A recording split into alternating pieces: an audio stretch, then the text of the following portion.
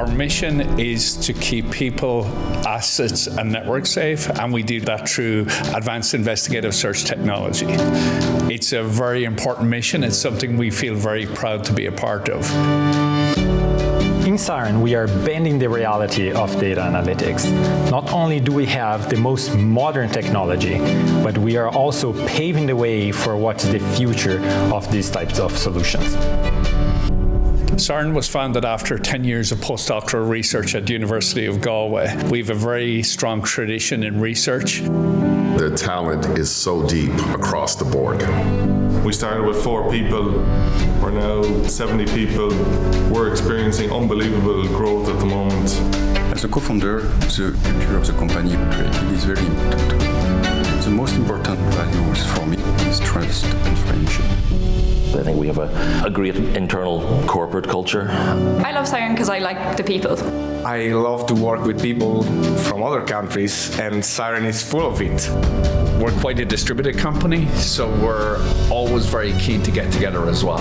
You know, and that builds a team mentality, it builds great collaboration, and we're really able to work much better together as a team. You know, we keep talking about team. Team is hugely important to us.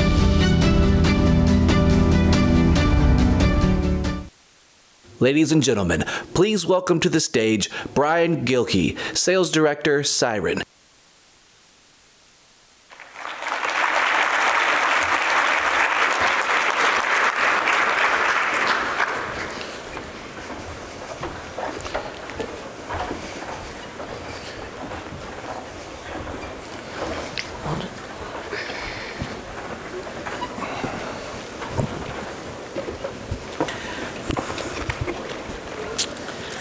First off, good afternoon, everyone. I'd like to thank you for joining us for plenary session number 3.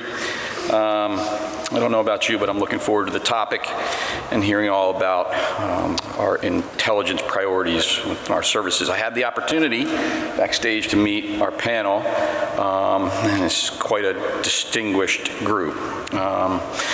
One thing I'd like to say is I'm really proud that I don't usually do this, speak in front of giant audiences like this, but I'm proud to represent Siren today. Even more so on the fact that Siren's been a very long-standing supporter of AFCEA and INSA, right? We believe in the mission. Siren continues to be a trusted government partner, and we look forward to continuing and helping solve some of the big problems that we know the community faces. Summits like this are really important. They provide the opportunity, an excellent opportunity, to exchange ideas, identify barriers, and formulate solutions. So, one of the benefits of working for Siren and working in this particular community is being associated with so many talented and dedicated professionals, right? And so I must say I have the great honor of introducing one of those dedicated professionals. Retired Lieutenant General Michael Groen served over 36 years in the U.S. Marine Corps, culminating his career as the director of the Joint Artificial Intelligence Center. He was the senior executive for artificial intelligence at the Department of Defense when he retired. So in between his start of his career and his finish to his career, served in multiple senior leadership positions, including the J2 at NSA. I had the opportunity to meet General Groen. Very impressive. I would read more of his decorations and accomplishments, but I would not want to run out of time to hear from this distinguished panel. 2 things did stand out, though, that I'd like to point out about General Groen, reading his background. He's a multi-tour combat veteran. So I'd like to, 1, thank him for his service, and thank you all for your service, and all those that have served. The other thing is that he writes books, something that I will probably never have on my resume, right? And so congratulations on being published. So as you can tell, I think we've got the right group. And without further ado, General Groen. Thanks, Ray. Really appreciate it, and thank you all for staying late on a Thursday afternoon, and in the July in DC. So we're gonna give you what you asked for by staying here tonight. So I promise. We have a fantastic panel here today. So I'm very excited to be on the stage with this crew. I'll just introduce you each briefly, and then we'll have an opportunity to hear from each of you, kind of like what your priorities are in your current environment.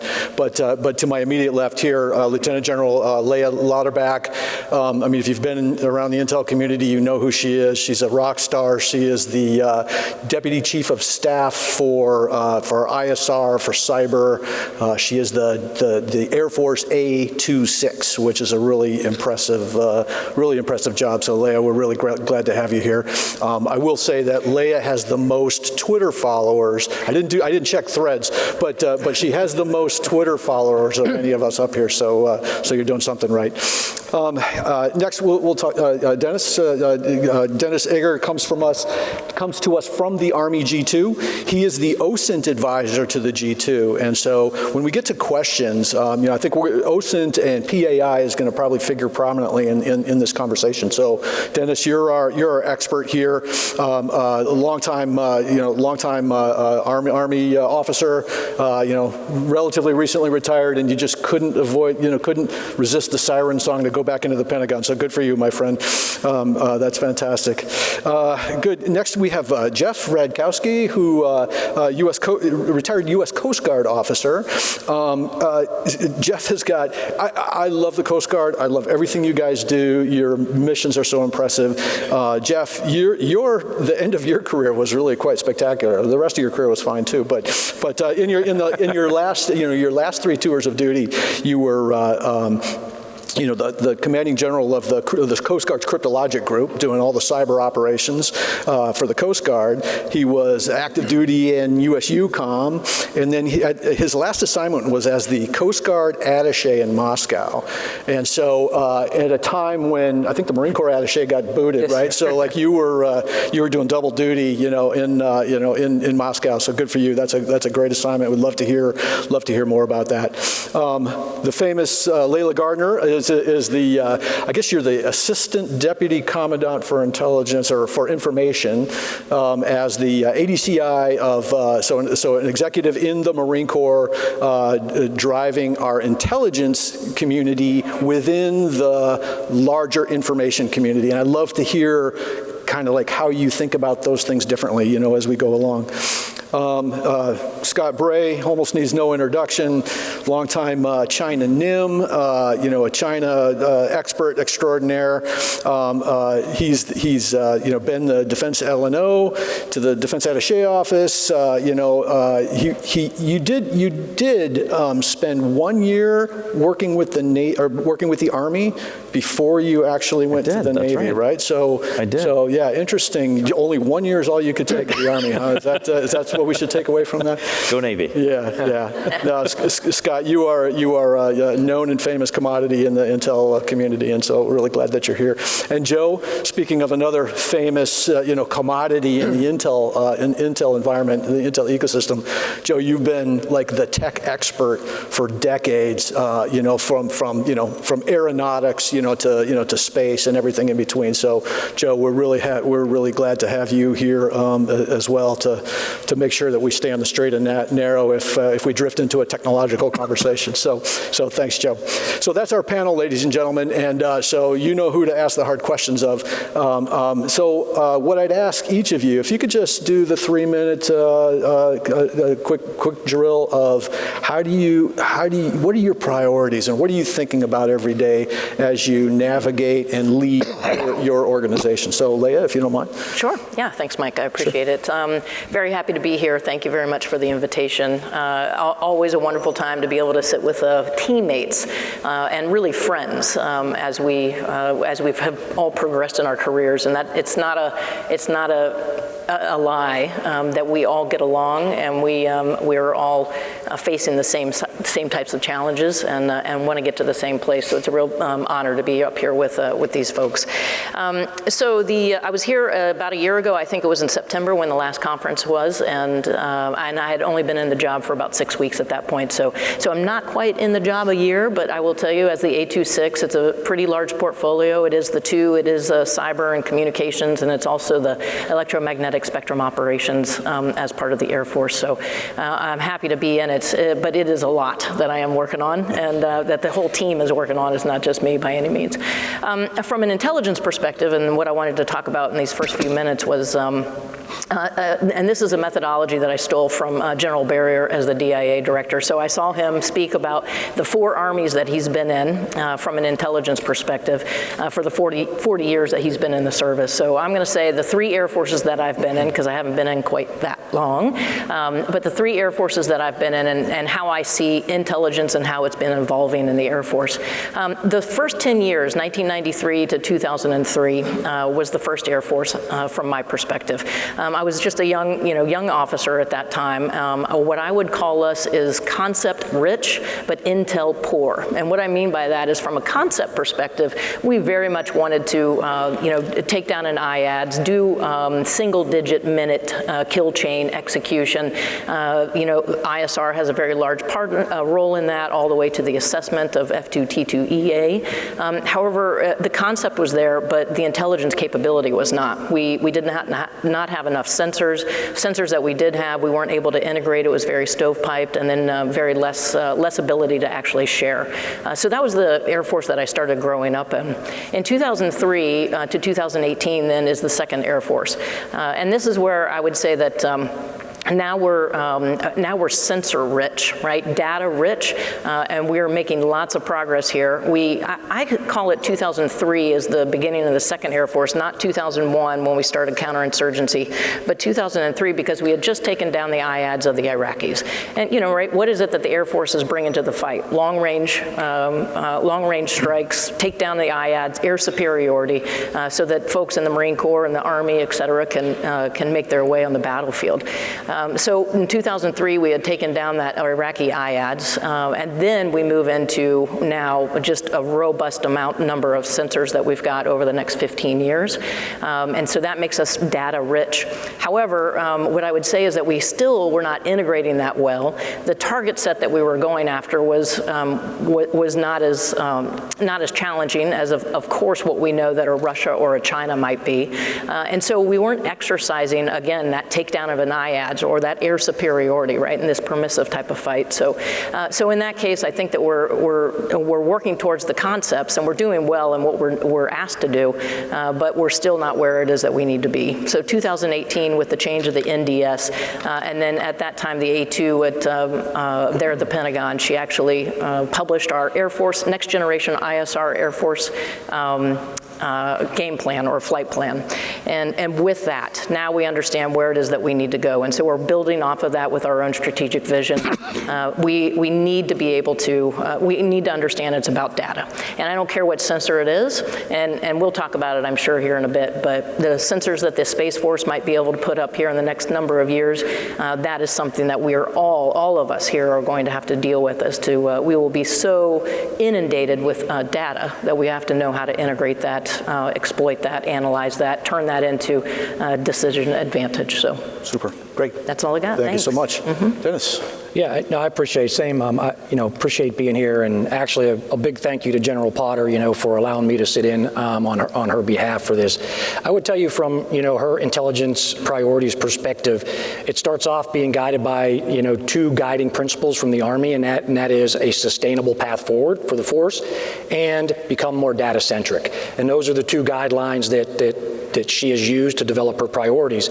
And so she's done that along 4 lines of effort that actually align with the Army's, which is around people, modernization, readiness, and allies and partners. And then inside of there, she has her very specific priorities based on layers. And when we talk about the foundational layer, it's getting after the data piece that you talked about, that how are we building systems and capabilities to harness the data and then get it to the tactical edge, near real time, so that decisions can be made. And then kind of at the terrestrial layers, talking about CI reform, which has been a priority of hers, as well as human, but then the OSINT factor, and I'll circle back to that in a second. And so then we have the aerial level where her priorities now are on how do we get high altitude aircraft with the standoff and the capability to collect from, further faster. And so building those capabilities in those ISR types of platforms. And then finally space, of course, all of us will have some kind of play in space in the future. But circling back to the OSINT thing, right, I'm sitting here with all these incredible individuals on the panel, and you're probably wondering, like me, why is the OSINT guy there? I don't know, right? But no, I'm here honestly because General Potter has made OSINT her #1 priority over the past 18 to 24 months. It has been the one and only thing that she has. All the other things were going, CI reform and aerial ISR, very important. But OSINT was where she said, I need to focus my efforts and we need to put something behind this. And I was telling some folks backstage, I got the best advice I ever got from her when I came on board. She kind of put the finger in the chest and she said, we are not waiting. Get stuff done. Best guidance I ever received, right? And we are, and we're moving out. In fact, about 2 weeks ago, we published the very first ever OSINT strategy, which aligns with her intel and modernization strategy and across the IC along the same lines of effort. So a lot of work and a lot of effort over the last 18 to 24 months being put into open source intelligence with a lot of great outcomes over the past year as well. Good, great. I really look forward to hearing more, because I think you've got a really lot to teach us here. Jeff, please. General Groen, good afternoon, distinguished members of the panel and audience. Thank you for inviting me, and just for some background historically, Coast Guard intelligence saw itself as operating under the concept of intelligence-driven operations, a very tactical service historically. But believe it or not, sometimes our operational commanders didn't really appreciate and took exception to that concept. So as we're entering our 20th year as part of the intelligence community overall, our understanding of the role that we play as intelligence has really matured and grown. As a data point, basically pre-9/11, Coast Guard had law enforcement intelligence authorities, but not national. And that change has happened in a lot of our roles and responsibilities that I'll touch on later. But some of the structure and our understanding and appreciation of our authorities hasn't changed.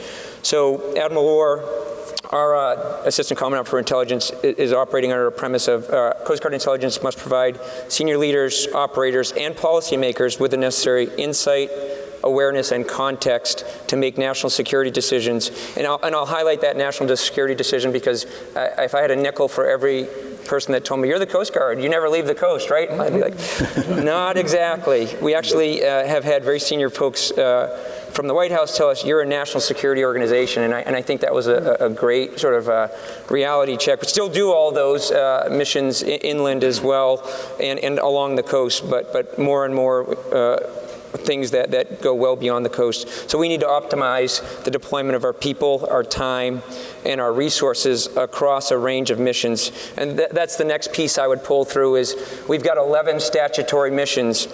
So we look at what role could Intel play in each of them. And sort of as we transform, we're looking at that as Intel as a service.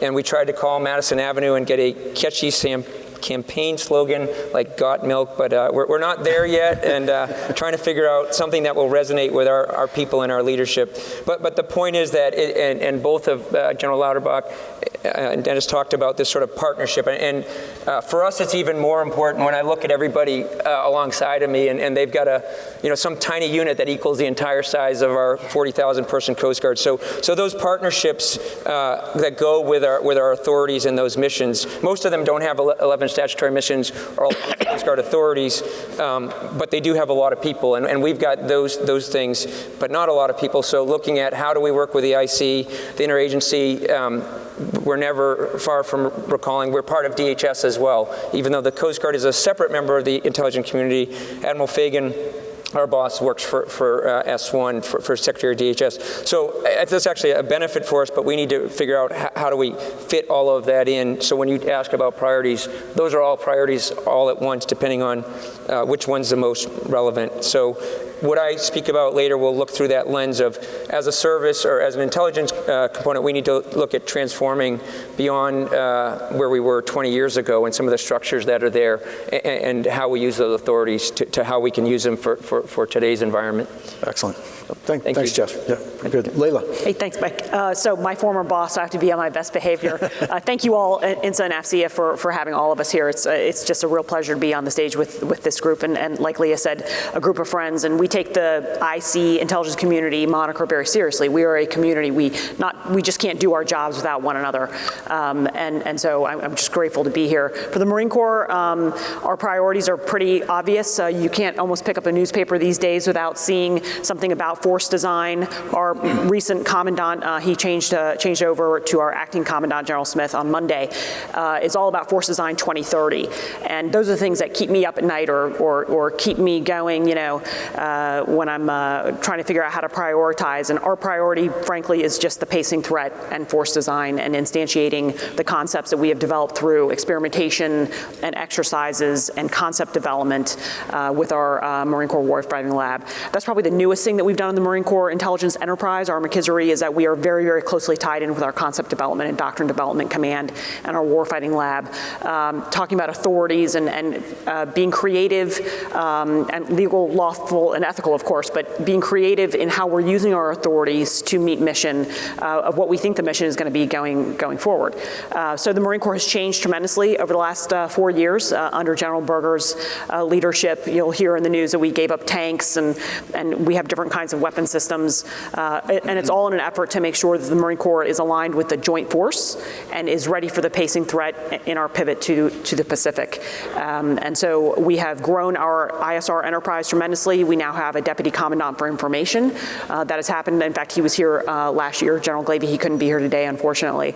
But General Groen talked about the information space and intelligence fitting into that. So our Deputy Commandant for Information claimancy has cyber, psyops, civil affairs, intelligence, information operations, EMSO, all of the information-related capabilities are in his purview in an effort to provide the Marine Corps decision advantage, frankly. And then in the best case scenario, and the worst case scenario, in a DDIL environment. And when we're forward in island hopping and, in the Indo-Pacific, for example, how we would do the missions that the Marine Corps is called upon to do as the stand-in force, sensing and making sense on behalf of the joint force, tying back to all these exquisite capabilities, but perhaps in a disconnected environment, and how we do that organically. Those are the things that we're prioritizing on a daily basis, and it's all about Intel driving those operations because Marine Corps intelligence is 24/7, like all of our services. It's 24/7. It's not just when we move from crisis to conflict or from competition.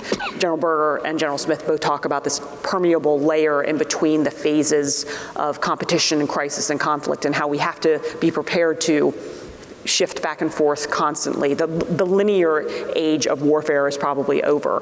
And so that's what we're focused on in Intel right now. Awesome. Thanks, Layla. Appreciate that. Scott?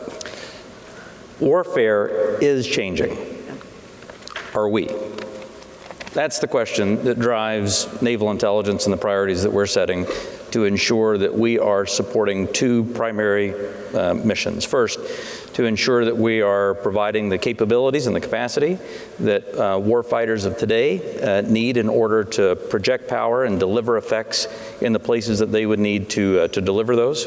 And second, to build that future Navy that will be around for decades to come to ensure that it has the capabilities and the capacities that it needs in order to achieve whatever missions those are during that time frame. That's why I'm very glad to be here with such a great panel of friends and colleagues, and to see so many friends and colleagues in the audience as well, because we know that the challenges that we have here with this are not small. And as we look at the priorities that we are setting, the driving capability, the driving issue behind that really is China. We used to talk about Chinese military modernization. we don't talk about Chinese military modernization anymore. The Chinese military is modern. And instead, we talk about the things that we have to be able to understand as naval intelligence to ensure that we are enabling U.S. capabilities that would be able to operate in today's environment, in the ways that warfare is changing, whether it is warfare changing from the things that we are watching in Russia, Ukraine. We're learning lessons every day from that. Or whether it is the ways that we're seeing warfare change in the information environment. Again, where we learn lessons every day about how competition is occurring there. So first, China is, we are hyper-focused on China. We are ensuring that we are well aware of the force that China is building, the capabilities that it's building, and the intentions that it has behind that, and that we're informing Navy decisions that are meant to compete with that. Second, we are watching very closely the Russia-Ukraine conflict to ensure that we are learning the maritime and naval lessons from that. But beyond that, just in general, the way that warfare is changing, there are many things that we are learning from that that apply to the joint force as well as to the Navy. Third, we're focused on building the partnerships and the coalitions that we need to ensure that in strategic competition and in all the challenges that we face globally today, that we have the right partners in order to meet those challenges. Many of those partners are here on the stage. I will tell you that we work very closely with Coast Guard to make sure that when Coast Guard ships deploy as a part of a carrier strike group, that they have capabilities so that they can work well together to share an information and intelligence picture. We work very closely with Air Force. In fact, I will tell you that the United States Navy could not be prepared to deal with the challenges that it has today were it not for the great partnership that we have with Leah Service Intelligence Center at NASIC out at Wright-Patterson. So we're working to make sure that we have those partnerships here. We're also working to make sure that we have those partnerships globally because, again, we are not so arrogant as to believe that the challenges that we face today are something that we can do alone. So we're building those partnerships to make sure that we can share intelligence, that we are collecting intelligence together, and that we're able to then use that for advantage with our partners globally. And then third, we are modernizing the tools and the capabilities so that the pace of change of warfare is something that we're keeping up with, because we really do have to ensure that warfighter today has all the tools available to make better use of human-machine partnering, better use of AI, better use of the robust assured communications that we're able to provide to ensure that we have that common picture and common tools. And within that priority, the processing, exploitation, and dissemination, the PED piece of this, is absolutely critical. It is easy, relatively easy, to find funding for a new, exciting collection program. That's exciting. The PED piece of that on the back end, often less exciting, and generally speaking, harder to find the right way to fund that. It's a harder fight to do.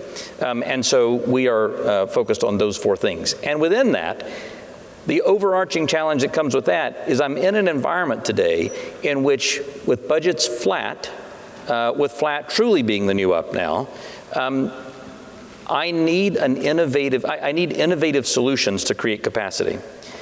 But innovation is hard. We talk about innovation as though, it's this miraculous thing that happens. And when we point to innovation, we always point to successes of innovation. But innovation is risky. It is essentially a three-body problem because multiple things have to come together at the same time in order for that innovative solution to emerge. And that means that you have to take risk when investing in innovation. It is not easy to accept risk in a flat budget environment, in a no-fail mission, and so we need partners who are innovating on the outside, who can deliver those innovative solutions to us. So that's what we're focused on for Navy in terms of our priorities, and it's an exciting time to be involved in trying to solve these challenges. I can't believe you said PED was boring, Scott. Come on, man. This is where the money is made. So, no, great. Thank you very much. Joe, from our newest service, you're an institution. We built a service around you, so maybe you could tell us about your Intel effort, please. So let me start with the following premise. We exist as a service because of the threat. Both the threat to our space systems and the threat from adversary space systems. And so I want to talk about it in those two terms, because that's really what it's all about for us. So there's two ways we look at it: ISR from space, which is what we can do and what, from an ISR point of view, we can do to support the other services, provide the ISR to be able to do the real-time over-the-horizon targeting, to be able to do the indications and warning, activity-based intelligence, all those things that we all know we're going to need to be able to do to be able to fight an adversary in the other domains. So it's really important that we provide that. But the second part, and really where the distinction is in the ISR for space. And the reason behind that is really twofold.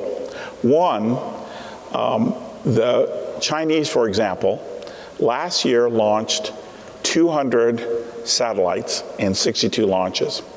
Of those, 103 were ISR satellites. Just 3 weeks ago, they launched 40 ISR satellites on a single booster. They will have 400 to 500 ISR satellites on orbit within the next few years. Those satellites are going to make it very difficult for us to operate on land, sea, or air, because they're going to be able to see what's happening. So we need to understand where they are. We need to be able to then be able to provide that kind of warning, that kind of information to our fellow services so they can do their job. The second part, which is actually even more alarming, is the Chinese and the Russians, and I never can leave out the Russians in this case, are building a tremendous amount of counter space capabilities. They have basically decided that our Achilles heel is either cyber space or space. And so they are building tremendous capabilities to take down our space capabilities, because they believe if they can do that, they're going to blind us, they're going to take away our communications, they're going to take away our navigation, et cetera. So we are watching them. We are trying to understand what they're doing. We are building new architectures that are resilient. And I know you've heard about, for example, these proliferated low Earth orbit architectures, where instead of having a dozen maybe satellites, we now have hundreds of satellites. So we're changing even the way we think about things because of the threat. Now, it's interesting for my Coast Guard friend talking about the size of the Coast Guard. We're 1/3 of that size. We're right now 13,000 people. An ironic thing is we're the only service that is balanced. We're 4,500 airmen or officers, or 4,500 enlisted and 4,500 civilians. And it's a very different kind of service. It's a very technologically heavy service. If you look at our budget, our O&M's almost nothing. It's all in developing new capabilities. And a lot of that is to support these other services. Right. But it's also, a lot of it is to support our capability of guaranteeing the domain. Great, thank you very much, Joe. So listening to all of you, one of the things, so I'm driven by transformation, right? Transformation means the form changes, right? Literally, like we have to do things in different ways. We have to innovate, and it's not just a matter of simple tech adoption. Just buy a couple of those and everything will be fine, right? It is really about thinking through our processes, how we need to do things different, the way we manage our functions and our service intel efforts. So I wonder, I'll ask each of you a question, I'd love to tease out, like, how are you approaching transformation? Because that seems to be the underlying theme of almost everything that we're thinking about today. So as an example, Leah, if you don't mind, like looking at Ukraine, for example, and you're looking at air defense, looking at, all the things, some of the things that are not being used used in that fight that may, could, if they were there, maybe would have a transformational effect. Could you just talk about, like, what have you learned, or what do you take from sort of the current conflict in Ukraine? Sure. So I've been asked this question before, and I will tell you, like, from a process perspective and the intelligence cycle and what it is that we're supposed to be doing our job to be able to provide to decision makers about the understanding of the battle space. I mean, none of that changes from my perspective of the lessons that we're learning in the Ukraine-Russia conflict. I mean, others might have a different opinion on that, but it's more about capabilities, I would say. So, I mean, and I said it early in the beginning, was I don't care where the information, the data comes from, right? So if it's commercial imagery or if it's the robust PAI, OSINT that we are developing, I mean, those are things that we just need to capitalize on more, and that I would say that we're learning from the Ukraine crisis. It allows you to perhaps, have access points that you didn't have before. It allows you to have perhaps more persistence with the amount of commercial imagery capabilities. It allows you to share so much easier than sometimes we get bogged down in the intelligence policy of who it is that we can share with, that type of thing. So from that intelligence cycle, to me, it's not so surprising. It's just things that we need to continue to develop. So it's not so transformational. The one thing I do want to say about the Ukraine-Russia crisis is that I think if you took it from the Russian lens, what it is that they think they should have done better, and of course this is from an Air Force perspective, is that, boy, they really needed to gain air superiority. Exactly. And they just didn't use their ISR capabilities, and they aren't using their ISR capabilities to allow them to gain air superiority, which then, of course, would likely make them much stronger on the battlefield itself. So a big lesson in that regard, and then a whole bunch of others, right? Yeah. That we could learn from the Russians here. But yeah, I wonder sometimes, like, how you think about, like, the American way of war and how we integrate our Air Force, in an offense, for example, and even in a defense. So sure, there's an air defense environment, but, like, what would the battlefield look like if the sky was full of attack helicopters, for example, or strike aircraft or whatever? Like, we have to imagine those things that aren't there today, but would be, in an American way of war. So we have to think about that. One of the things that changes dramatically as well is the, how do we treat information, right? How do we treat open source? I guess, back in the day, we had 99% sort of military intelligence and 1% of, what we read in the newspaper. Now we have access to social media globally. We have tweets and threads and, all the rest. Dennis, can you help us? Like, how is the Army thinking about this? Because I know that you guys your presence here says a lot about how the Army is valuing OSINT. Yeah, we've clearly, we focused on this heavily. I mean, for General Potter to put that much time and effort behind it, and then to actually develop, an open source strategy for how we're going to get after this is, it's kind of a big deal, quite honestly. But, I start off by saying it's important to make the distinction between PAI and OSINT, right? Because I think people use those terms as one and the same, and they're clearly not. So PAI, whatever we're saying, publicly available, right? OSINT comes in when you put PAI against an intelligence requirement to target, to answer something, right? And so there's a slight difference there. But what I would say is we've learned a lot from Ukraine, right? From an open source perspective. And what I tell folks all the time is, like, right now, from an open source perspective, you are in the competition phase. Like, this is where you can gain the advantage that you need by using publicly available information, commercially available information, and doing it, ethically, legally, smartly, right? That's, civil liberties and privacy issues.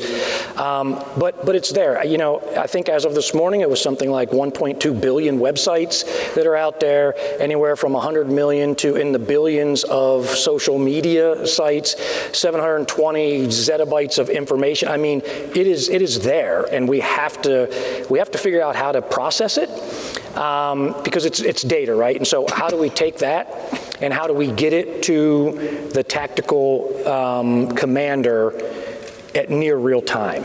And that's the important thing about it. And I read something about probably a year ago that said that, China, as an example, has close to 100,000 OSINT collectors working the issue, right? And so That's how important it is to everybody else, especially as you're trying to inform and influence from a misinformation or a disinformation campaign.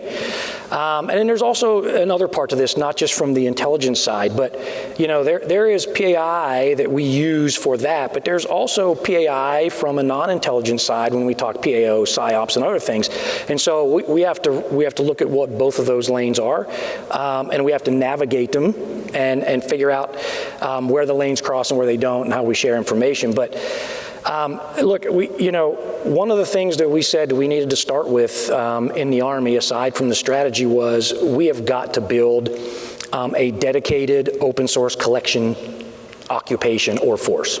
And so we've done that. We've built into all of our major formations an OSINT collection team that their focus is just that, specifically OSINT, just like CI, just like SIGINT, like no kidding, OSINT, they go into that position, it's theirs for 3 years. And we put so much effort into it that we've developed a functional course through the Intelligence Center of Excellence, additional skill identifiers like this. That's how important this is to us. And we've got to learn how to harness it, use that information, and then get it to the tactical edge.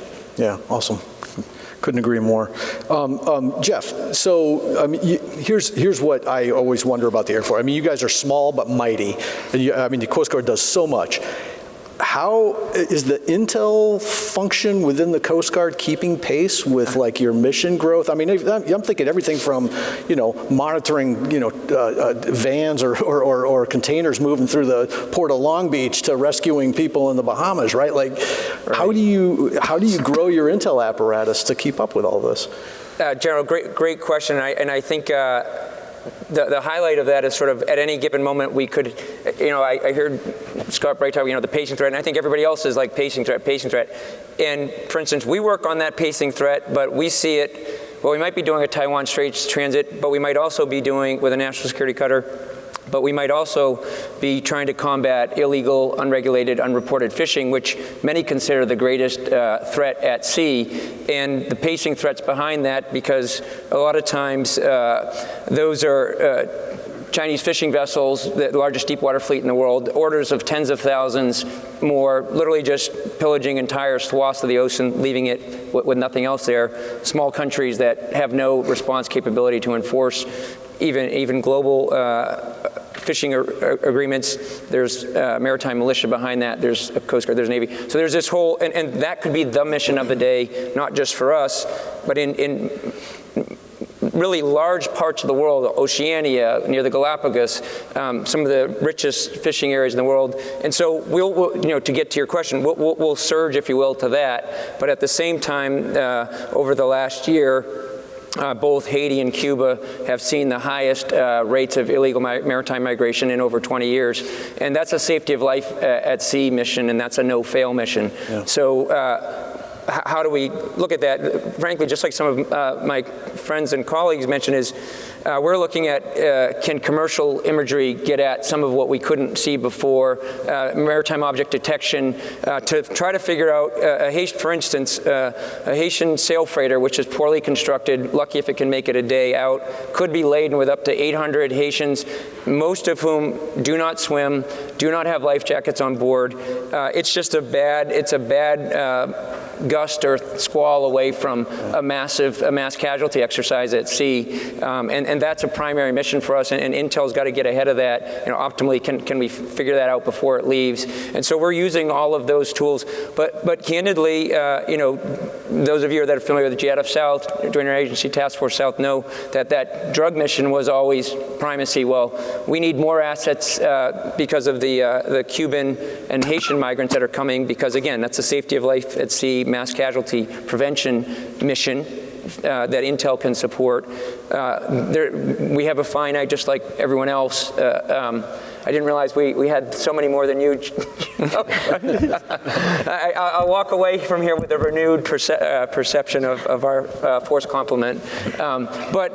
So where are we not able to serve that counter drug mission? And so we're one thing I really like what Dennis said. We're leveraging OSINT in ways I never realized. That guess what, the Haitians are talking, and the Cubans, about about when and where they're leaving. And so we're using OSINT in ways to figure out what their demand signal is. And the biggest thing, and I like what some of the others have said, we are friends. And as friends, I can tell you that for our intelligence missions, there's very rarely a mission we do at sea where there's not a Marine Navy. That's the obvious one. Private service maritime strategy means a lot to us.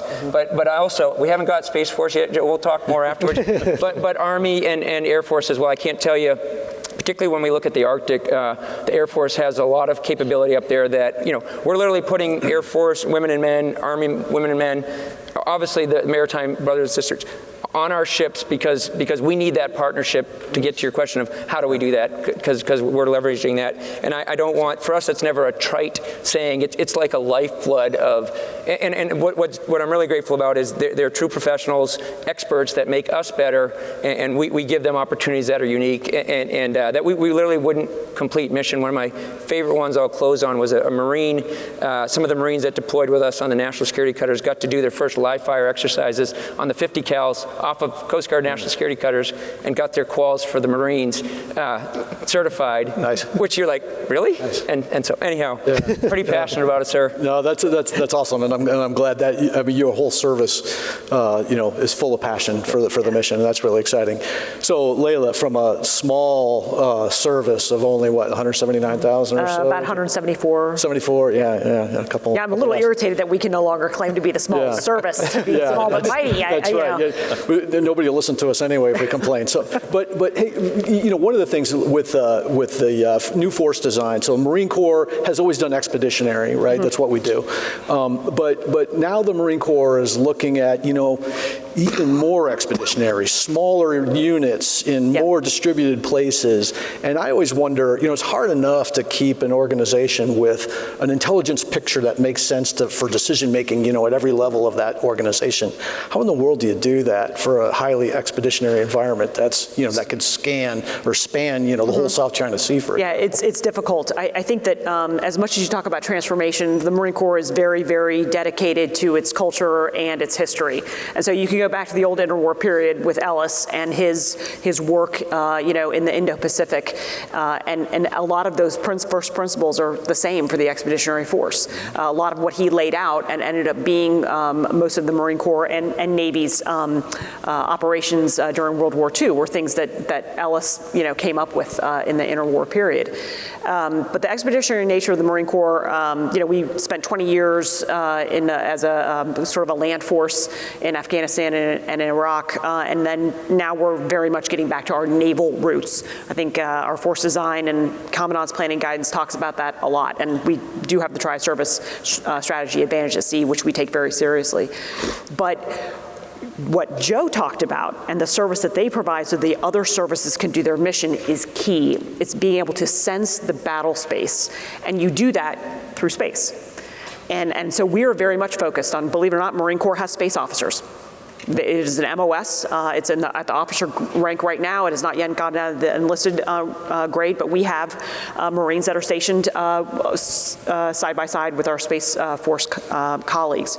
That's how seriously the Marine Corps, despite its sort of like blow things up and kill things mentality and eat the beach for breakfast and all those direct action missions that we have as the Expeditionary Force in Readiness by law, is you have to be able to understand your battle space to do that. So there's a lot of pre-work that you're talking about in competition, and Dennis, I'll very gently push back on where we are in time and space right now. I would argue in the information space, we are already in conflict. We think that everybody is going to behave the way that we will, lawfully, ethically, and all that. But if anybody in this room thinks that our adversaries are not fully engaged kinetically and non-kinetically in the information domain and the cognitive domain, you're not paying attention. And so, yes, we might be in competition due to our societal norms and national security policy and that kind of thing, but our adversaries certainly are actively, at war with us in that space. And that's kind of getting back to my comment earlier about how warfare is not linear anymore. And so I think that we need to admit that as we're preparing and doing things on a day-to-day basis. But when we're in an expeditionary mode, let's just say against a pacing threat against China inside the Third Island chain or something like that, what do you do when everything goes dark?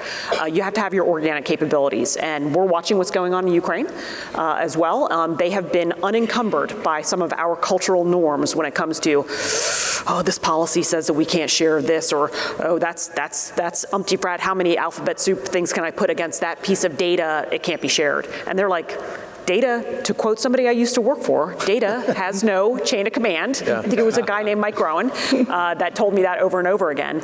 And it's really, we need to get out of the mindset that everything is so overly classified. And I think the Ukrainians are providing us remarkable lessons learned in everything from loitering munitions to using the local population as a sensing network and cell phones, and frankly, taking advantage in the information space with publicly available information about young men that don't know anything about OPSEC because they are looking for a date on a Friday night, and use that to our advantage. None of that is classified.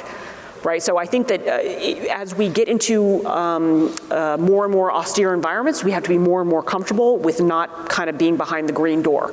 And so then that's about TTPs, that's teaching Marines what their signature management needs to look like as well, and then maybe how to use signature management to make the enemy think that you're something that you're not. But it really comes down to old-fashioned IPB, like understanding your battle space to begin with. Plan is nothing more than something to diverge from, so you understand what your base plan is, and then if you have the right kind of support with your space layer, then you can really understand what's going on. But to Joe's point about the 600 ISR satellites the Chinese, I could be misquoting you, have, the persistent nature of satellites right now means that even though I said, well, we're preparing for a bad day in D-Day, we might not ever have one, honestly.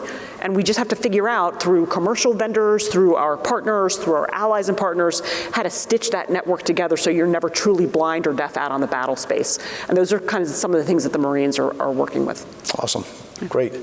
Scott, so a similar question about the Navy, as a, Indo-PACOM theater expert and a China expert, how do you, what is your sight picture for how do you ensure that all the ships at sea, the space assets, the ground forces, the air forces, how in the world, across the theater do you ensure a shared intelligence picture that allows you to, to really optimize your operations, right? Because you actually are all, reading from the same book, right? And you can make really smart decisions about how you prosecute that campaign if you are all on the same sheet of music with intelligence.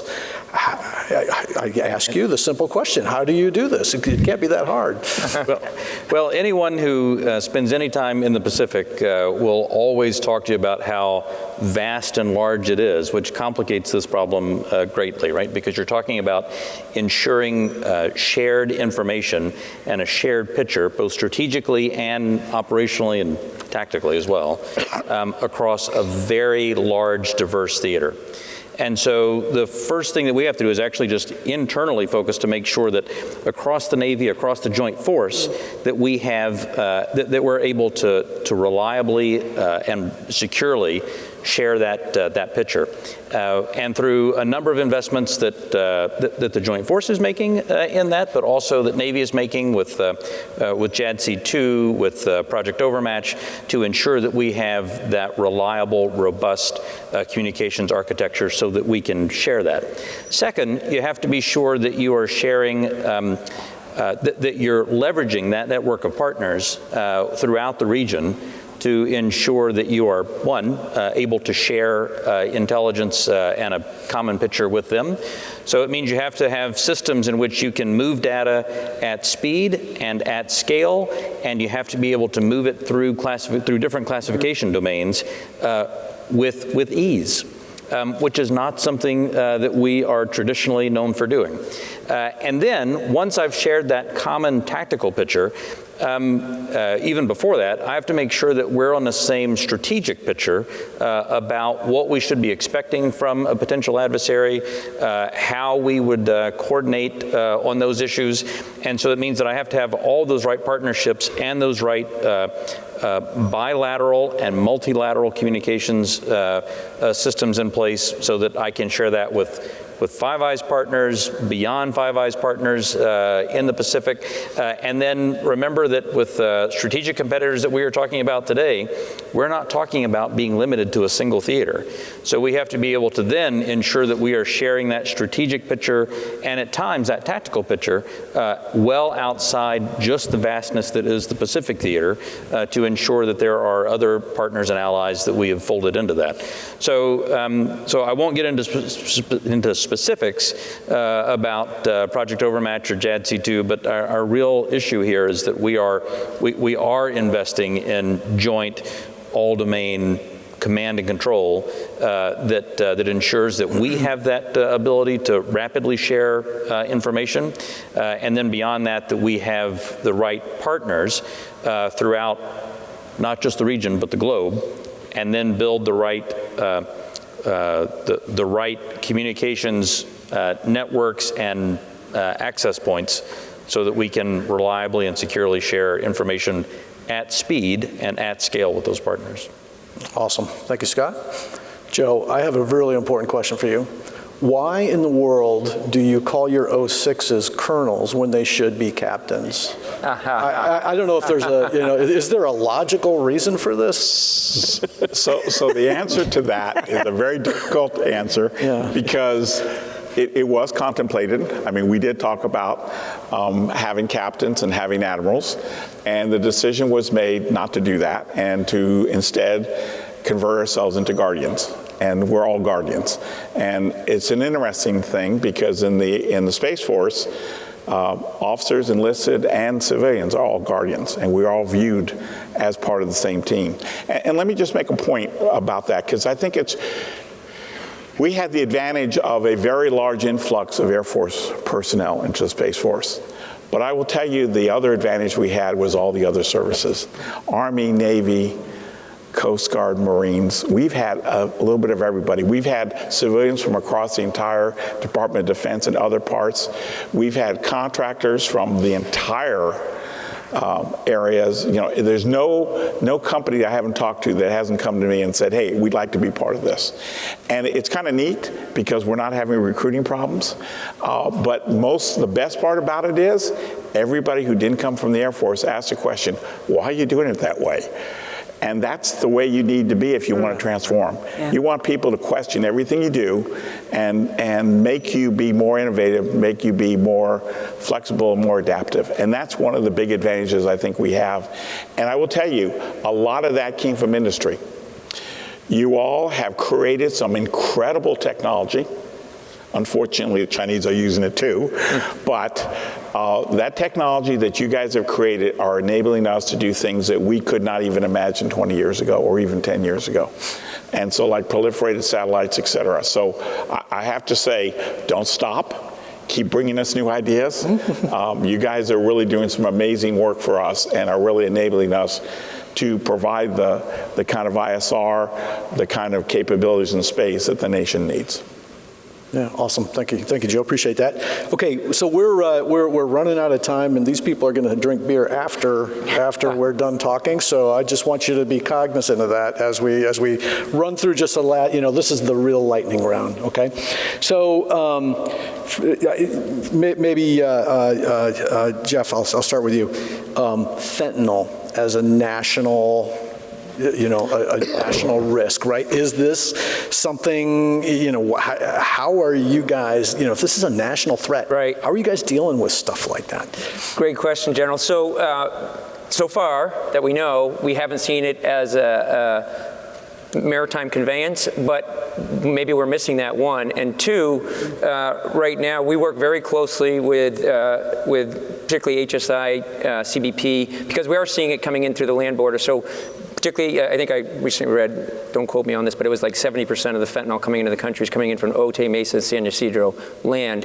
But it's the same networks, and this is what I think is so important for all of us as intel community leaders is it's the same cartels, in most cases, moving it. So we still deal a lot with cocaine at sea, but the same cartels that you see moving that are moving fentanyl. So for us, we want to be in the thick of it, shoulder to shoulder with all of the rest of the IC and DHS and anybody, DA, whoever's got, so we're talking to each other, communicating with each other, and we sit, they're called recoms, in these joint intelligence working groups, particularly, again, I'm using California Land Board a lot, and we're there working with them. I'll give you back your speed round, sir, but that's the start of it. Awesome, thank you. Leah, important question. And you mentioned it earlier, like, the Russia-Ukraine war and all the lessons we observe there, like, how does the Air Force, like, pivot back to, like, strategic competition, the way we have to be prepared for, with the rise of China and other threats, that might appear. How do you have to do something different? Do you have to train differently? How are you thinking about that? Yes, well, okay, so not necessarily just strategic competition, but getting ready for that conflict. Yeah, we have to get the reps and sets in, the training, the exercise of doing a takedown, an IADS takedown, long-range strike, whatever that might be. So that is absolutely happening right now. It's just that we need to concentrate on that more and more as we go through. But to strategic competition, the Air Force is concentrating on information warfare.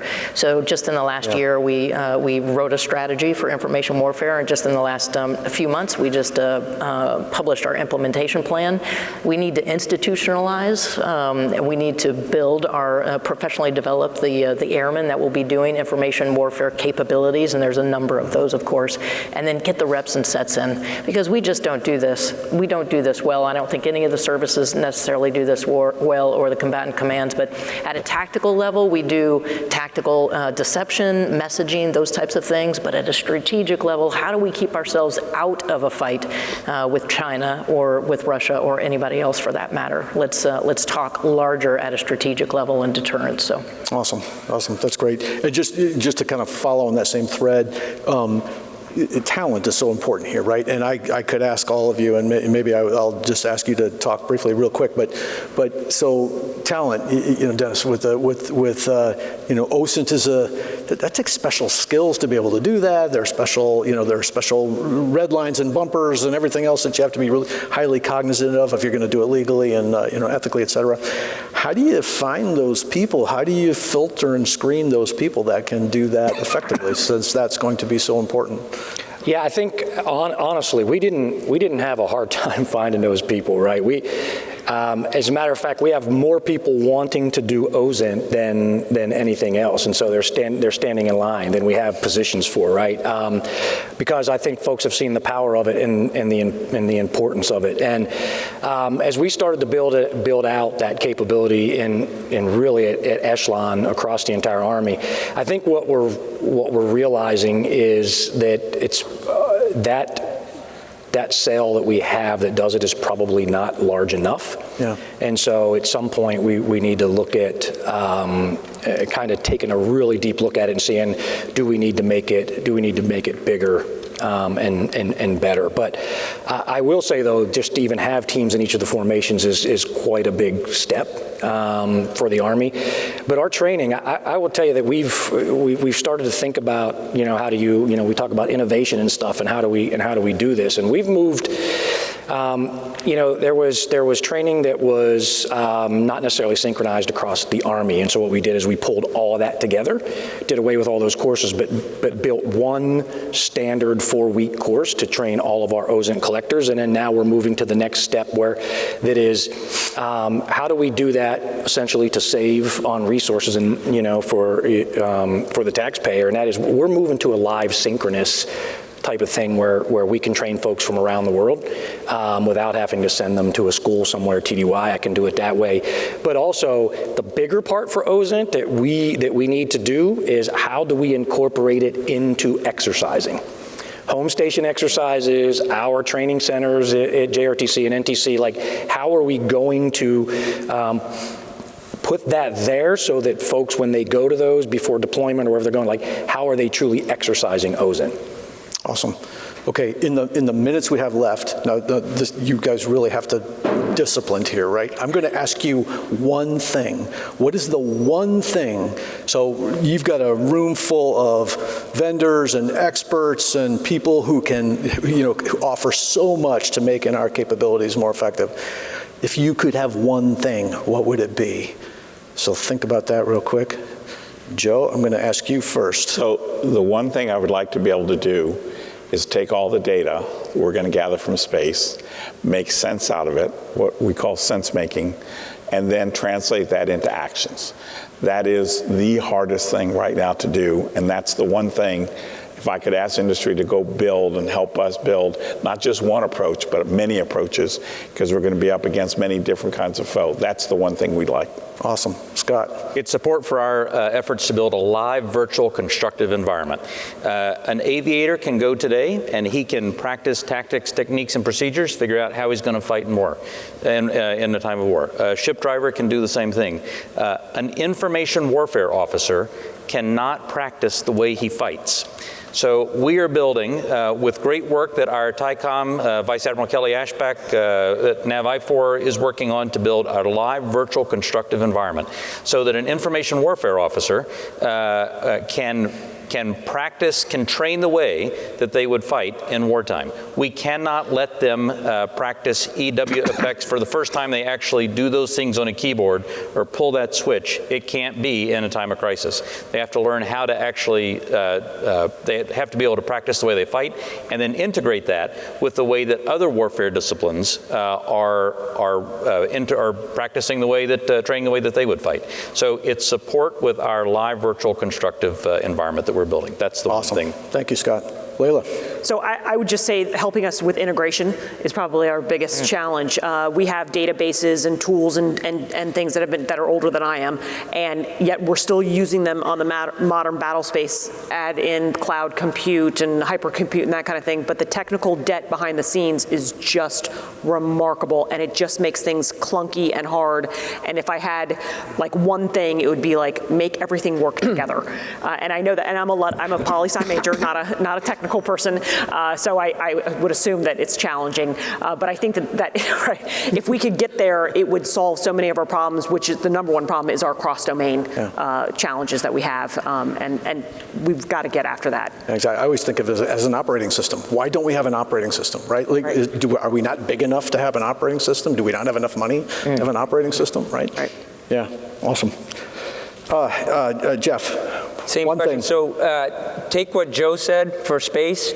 That's my maritime domain awareness that I want. So all that same data that he talked about that we have in bits and pieces on the space, that we have the same thing maritime. So I want a way that I will have, and I'll share it with Scott and Layla anytime they want, that I will know, take all that, collect all that data we have, and coalesce it, pet it, if you will. So I'll know I'll have complete maritime domain awareness, and I want to do it with AI at speed and scale, and iterate on it so that we can get the answers for all of us on a maritime domain awareness need for all the different targets we have.